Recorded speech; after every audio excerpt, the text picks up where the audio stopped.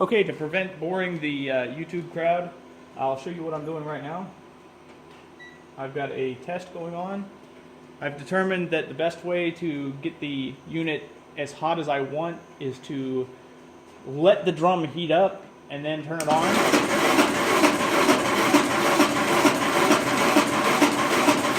Because of the temperature drop generated by the movement of the vanes, because there's a little bit of air that gets into the drum itself, and that seems to cool the thermocouple pretty drastically.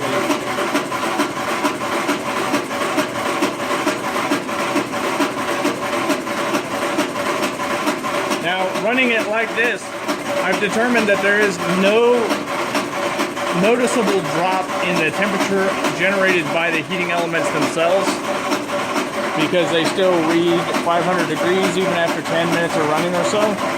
But with no insulation on the unit itself, it just doesn't stay hot while moving. I mean, it stays hot, but it doesn't stay hot enough. It stays at about 150 degrees once I get it to 200 degrees.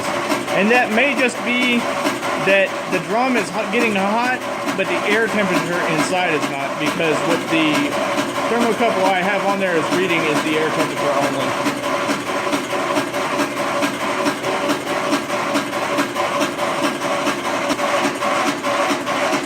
Okay, so putting the thermocouple inside of the outer drum yields much higher temperatures much faster, and I'm sure that's because of the insulation provided by the drum itself.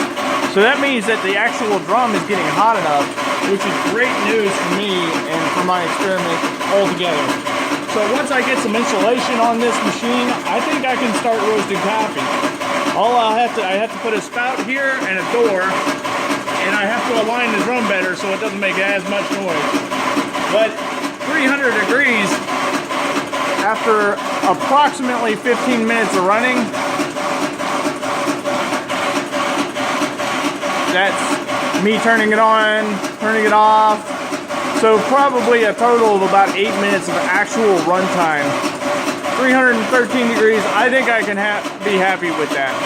Once I get some insulation on this, I think this machine will perform what I want it to do.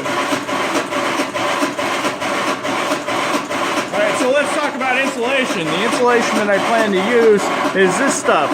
This is called rock wool. You can use it to line the inside of kilns, but it's still flexible, so you can use it on stoves and things like that. But it'll actually wrap around curved surfaces. There will be 2 inches on top of the machine down to the top of the burner element there. You can see the angle, and then it'll be 1 inch all the way down. I've determined that that is enough insulation for the machine as I've designed it.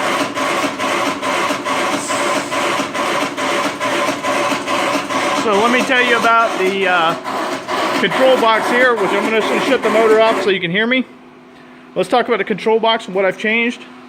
I've probably already talked about this a little bit in the past, and I'm sorry. I may have even done it on this video. But hey, I'm out here by myself. My memory is not so great when it comes to that kind of stuff. So again, same setup as before. We've got motor, the PID, and the heating elements. The PID is off right now, and so is the motor. The PID is off right now because it's not installed. I currently have the relays running off of this power supply. So it simulates the load that would be on having 2 PIDs, because I've determined that I want to have 2. I want to have one right there, just offset off the center, just above the shaft of the housing here, because this cast iron here acts as a pretty massive heat sink. Ooh, damn, that is getting hot. It acts as a pretty massive heat sink, and well, it feels a lot hotter than that. But so a lot of heat is lost right here. So this is the coldest spot, is in the front of the unit. The back actually has a little bit of a heat shield and an air gap there, so it maintains its heat a little bit better. So putting a thermocouple there yielded much higher temperatures than the front here, and the front will always be open, and that's where the beans will push to. So I need to maintain a higher temperature at the front of the unit. The temperature is at 350 degrees where it's sitting right here. The thermocouple is about right here.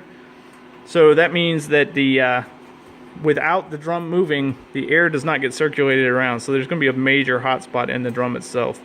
So let's just put it in here. Anyways, you don't want to see all this. That's the changes I've made to the unit and where it sits so far. Just got to buy insulation, and I think I'll be ready to seal this up and start trying to roast some coffee.